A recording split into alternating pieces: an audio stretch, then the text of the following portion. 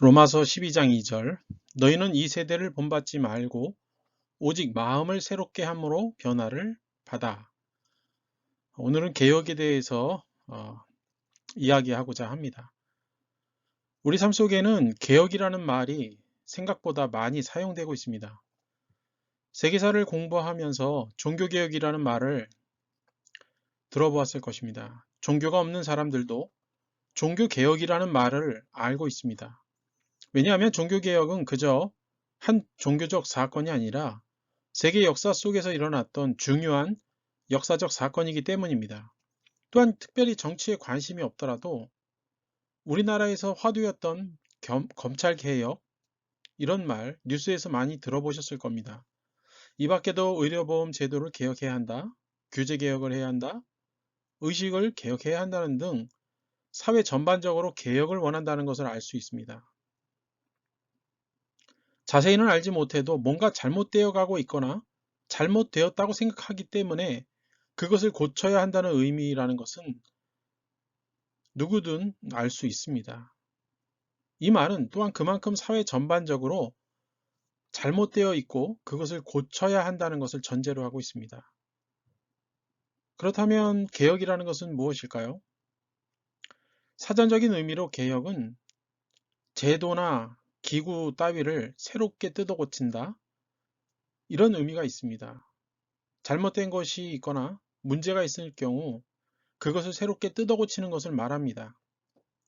영어로는 리폼이나 리포메이션이라고 말을 합니다. 리라는 것은 다시라는 의미고요. 폼이라는 것은 형태입니다. 여기에는 교정의 의미도 가지고 있습니다. 무언가 잘못되었다고 판단이 되면 뜯어 고쳐야 합니다. 반드시 그래야 합니다. 바로 잡아야 합니다. 개혁의 예를 들자면 종교개혁은 루터가 시작을 했는데 그가 왜 종교개혁을 외쳤습니까? 당시 로마 카톨릭은 성경에서 많이 벗어나 있었습니다. 성경에 없는 수많은 제도들, 이것은 인간들이 자신의 이익을 위해 만든 것입니다. 이처럼 성경에 없는 수많은 제도들이 존재했고 하나님의 말씀보다는 그보다 더 큰, 그리고 하나님 말씀과 같은 동등한 권위가 로마 교황에게 또한 그들이 말하는 전통에 두고 있었습니다. 이처럼 성경 말씀보다는 로마 교황을 중심으로 한 로마 카톨릭 교회의 타락을 비판하고 성경의 참된 정신으로 돌아가고자 하면서 일어난 운동이 바로 종교개혁입니다. 이 운동은 당시 유럽 전역에 퍼져 각 나라에서 종교개혁이 일어났습니다. 그만큼 로마뿐만 아니라 그 영향을 받은 유럽 전역이 타락하고 부패한 상태로 있었다는 것입니다.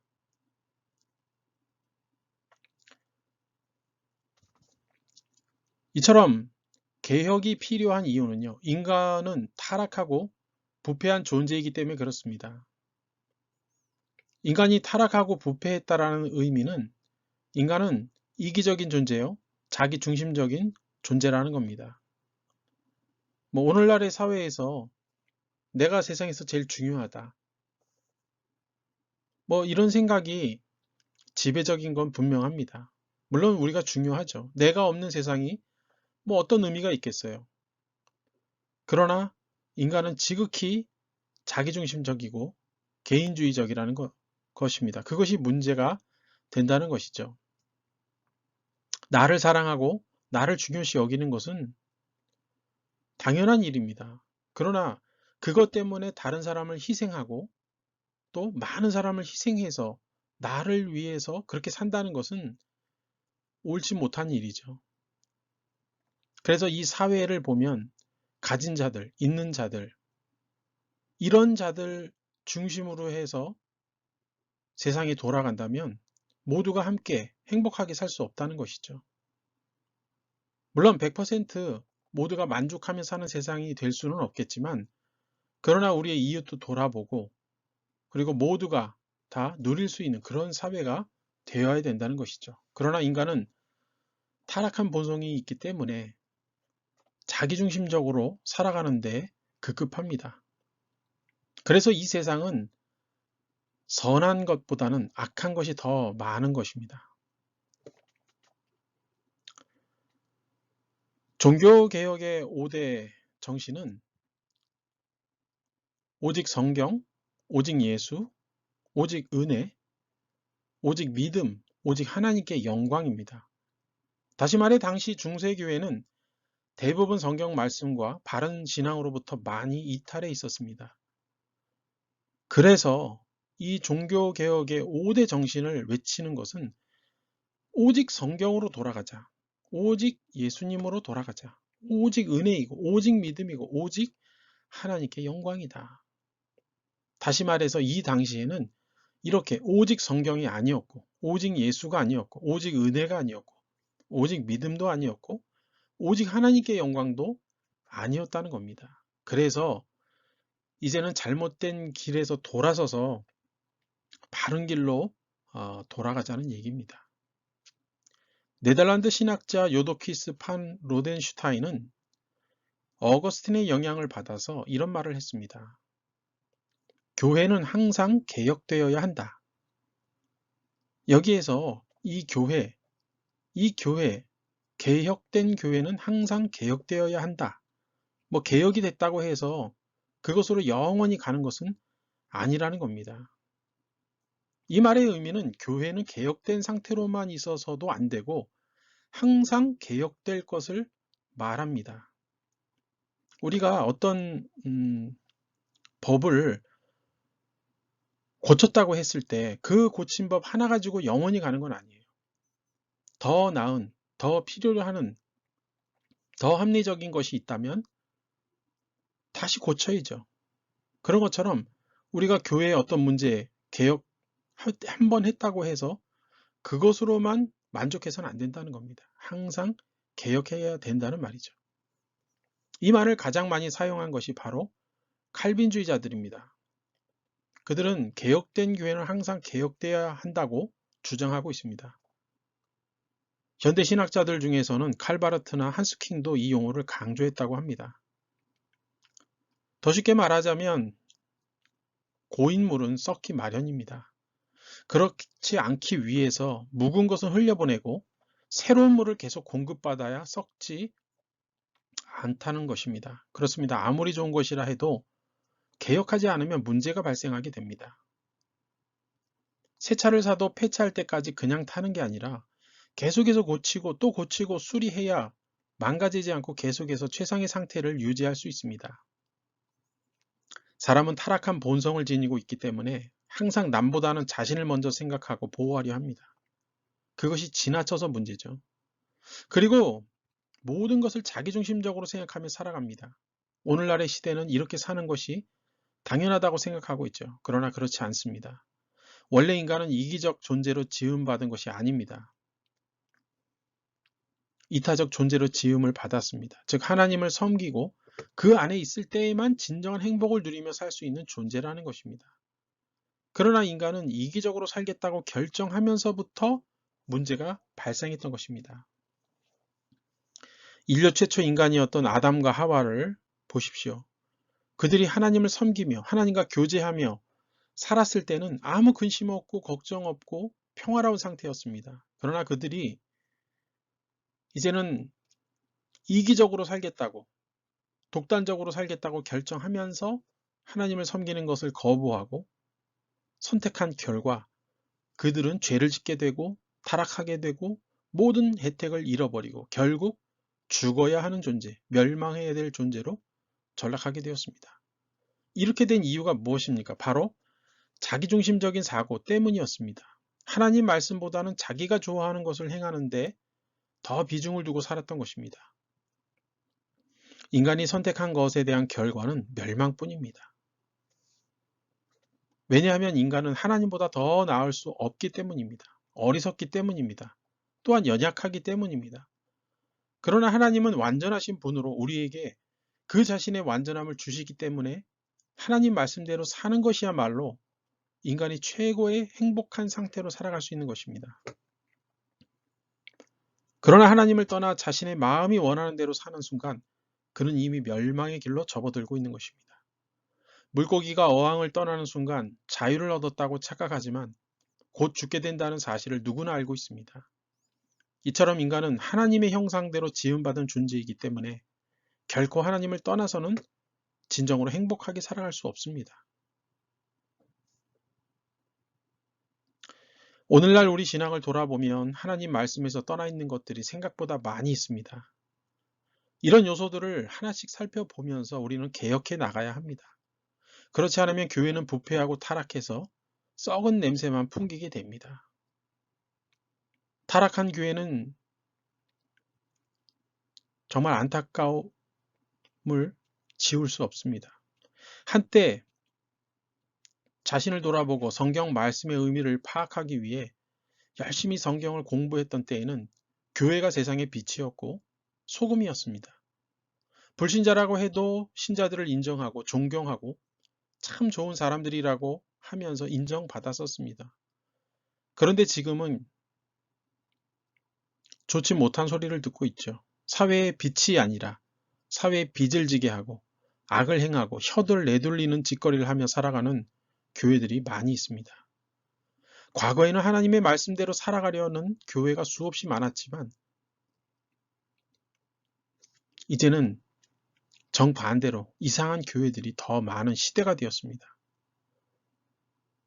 참 진리 가운데 행하는 교회는 그 수가 적고 개혁교회의 모습이 아니라 이단 사이비와 같이 구분이 안 되는 교회들이 너무 많이 있습니다. 이것은 참으로 안타까운 현실이 아닐 수 없습니다. 교회가 이렇게 된 이유는 바로 성경의 말씀, 이 66권 성경 말씀을 따르지 않기 때문에 교회는 타락하게 되는 것입니다. 하나님이 말씀하시는 것이 아니라 내가 생각하기에 좋다라고 생각하는 것, 내가 생각하기에 필요하다고 생각하는 것, 이런 것들을 교회에 들여놓고 이런 것들을 행하니까 사람들은 거부감을 생기고 그리고 교회가 타락하게 되는 것입니다.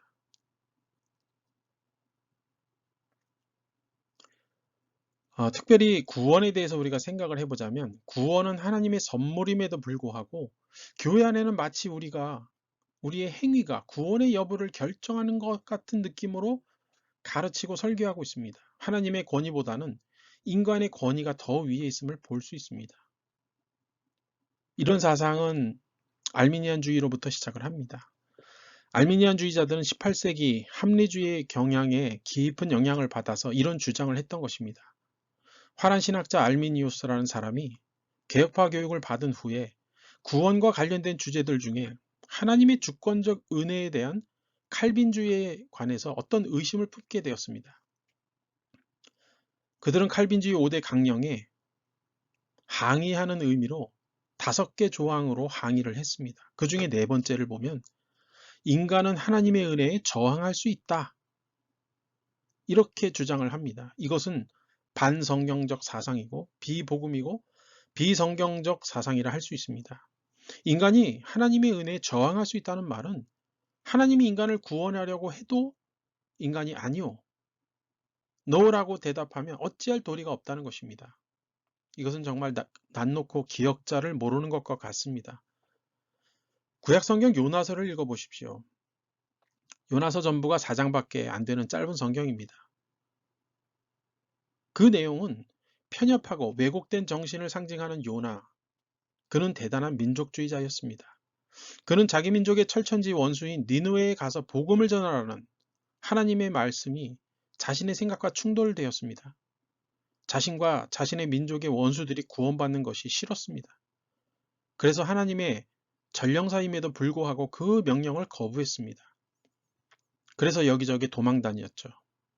그러나 하나님께서는 그 도망다니는 요나를 찾아내시고 회개케 하사 결국 니느웨에 가서 하나님의 뜻을 전하게 하셨어요. 하나님은 이런 분이십니다. 인간이 아무리 도망쳐도 하나님께서는 찾아내시고 자신의 뜻을 이루게 하실 수 있는 분이라는 것입니다. 그렇기 때문에 우리가 하나님을 가리켜 전능자라고 부르는 것입니다. 하나님의 은혜에 인간이 저항할 수 있다는 생각은 오늘날 지배적인 사상인 포스트 모던 사상과 일치하는데 내 인생의 주인은 나이고 내가 마음먹은 대로 다 할 수 있고 내가 곧 신이라는 말과 일맥상통합니다. 하나님은 그렇게 무능한 존재가 아닙니다. 인간을 구원하고자 하시면 반드시 그렇게 하실 수 있는 분입니다. 하나님의 은혜에 저항할 수 있다는 말은 곧 구원에 대한 결정권을 하나님보다 내가 가지고 있다는 말과 같습니다. 어찌 피조물이 조물주를 능가할 수 있습니까? 절대 말이 안 됩니다. 인간은 창조물이고 유한한 존재인 반면에 하나님은 창조물도 아니고 유한한 존재도 아닙니다. 창조주, 전능자, 영원하신 분입니다. 그런 분이 유한한 인간을 어떻게 할 수 없다고요? 이는 마치 레슬링 챔피언이 5살짜리 레슬링 선수와 레슬링을 해서 이길 수 없는 것과 같은 말입니다. 그럴 수 있을까요? 굳이 레슬링 하지 않고도요, 한 손만으로도 아이를 제압할 수 있습니다. 유한한 존재인 인간끼리 이런 일이 가능한데 무한하시고 전능하신 하나님께서 인간 하나를 구원시키지 못한다면 그것은 말도 안 되는 소리입니다. 알미니안주의자들에게서 영향을 받은 사람들은 그 5가지 내용을 더 확장을 시킵니다. 24가지로 확장을 시키는데 그 중에 11번째를 보면 정말 기가 막힙니다.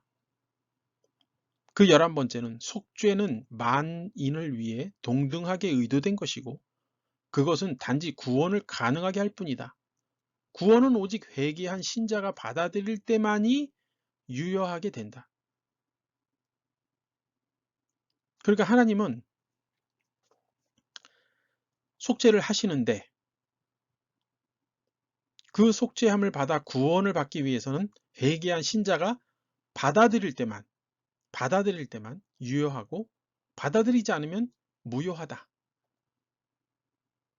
아까 알미니안주의자들이 5가지 항의 문서를 작성했다고 했잖아요. 그 4번째가 인간은 하나님의 은혜에 저항할 수 있다. 이 말을 풀어서 얘기해 놓은 거죠. 이 말 또한 구원의 결정권을 하나님에게서 인간에게로 옮기는 인본주의적 사고방식에 기초한 이야기를 하고 있는 것입니다. 이런 사고방식을 갖고 있는 목사들이나 신자들이 생각보다 많다는데 경악을 금치 못하게 합니다. 그리고 22번째 항목에서 인간은 자연히 죽을 수밖에 없도록 지음받았다 이렇게 기록하고 있는데 저희 다른 동영상에서도 이야기했지만 인간은 본래 죽도록 만든 것이 아닙니다. 죽음을 맞이하도록 창조받은 게 아니란 말이에요. 인간은 본래 하나님과 함께 영원히 살도록 지음받은 존재였습니다. 영원성을 가진 존재였어요. 그러나 구약성경 창세기 2장 7절에 먹지 말라 먹는 날에는 정령 죽으리라 반드시 죽으리라. 이 말은 뭐예요? 죽지 않을 존재이지만 말씀을 어기고 불순종하면 반드시 기필코 필연적으로 죽을 것이라는 말입니다. 그런데 이 말씀을 어떻게 인간을 죽을 존재로 만드셨다고 할 수 있을까요? 이것은 성경에 대한 지식의 부족이고 하나님에 대한 지식의 결여 내지는 무지함 때문입니다. 이 밖에도 24개 모든 항목이 정말 말도 안 되는 헛소리들로 이루어져 있습니다. 알미니안주의는 화란 외에도 프랑스, 스위스, 독일과 영국, 그리고 전 세계에 주목할 만한 영향력을 발휘했습니다. 감리교 운동의 웨슬리파의 분파가 때로는 복음주의적 알미니안주의라고 불리우는 개정형 알미니안주의를 열렬히 받아들였다고 합니다. 그래서 이런 사고방식을 많이 가지고 있습니다. 바로 이렇게 왜곡되고 잘못된 생각에서 돌아서야 합니다. 회개해야 합니다. 이런 것을 개혁해야 합니다. 하나님은 인간의 많은 예물과 의식을 필요로 하지 않습니다. 이런 것들은 인간이 필요한 것이지 하나님께는 필요 없습니다. 그런데 마치 교회에 많은 예물을 드려야 하나님이 기뻐하신다라는 것, 그것은 거짓 복음입니다. 하나님은 예물이 아니라 그 예물에 담긴 인간의 중심, 그 마음, 그것을 원하십니다. 교회 안에 있는 비복음적인 요소들을 하나씩 하나씩 걷어내야 합니다. 그래야 교회가 개혁이 되어지고 그렇게 해야 교회가 거룩해집니다. 예식과 의식보다는 말씀 중심으로 먼저 돌아가야 합니다. 예식과 의식이 필요 없다는 게 아닙니다. 말씀이 우선이 돼야 되고 그 말씀을 기초로 한 예식, 그 말씀을 기초로 한 의식, 이것이 중요하다는 겁니다. 말씀이 없는 예식과 의식은 그저 종교 행위에 불과합니다. 그것은 수행 종교 중 하나일 뿐으로 전락하고 맙니다. 개신교는 말씀의 종교입니다. 하나님이 말씀하시고 그 말씀 위에서 살아가는 것입니다.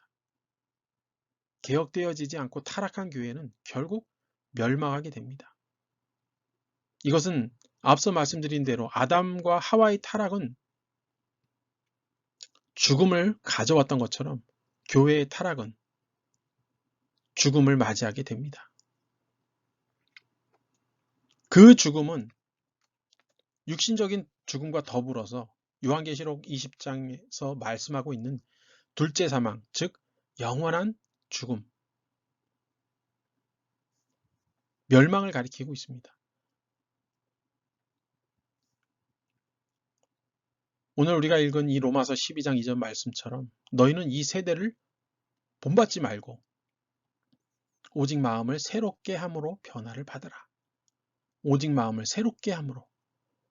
우리의 마음은 날마다 새로워져야 합니다. 올림픽이 얼마 남지 않았는데 올림픽에 나가는 선수들을 생각해 보십시오. 올림픽을 준비하는 기간 동안에 정말 열심히 준비할 때도 있어요. 그러다가 뭐 슬럼프에 빠지기도 하고 여러 가지 일들이 생깁니다. 그때마다 어떻게 합니까? 마음을 새롭게 가지려고 애씁니다. 마음을 다잡습니다. 그래서 다시 열심히 훈련에 임하게 됩니다. 그렇게 해야만 좋은 성적을 거둘 수가 있는 것이죠. 마찬가지입니다.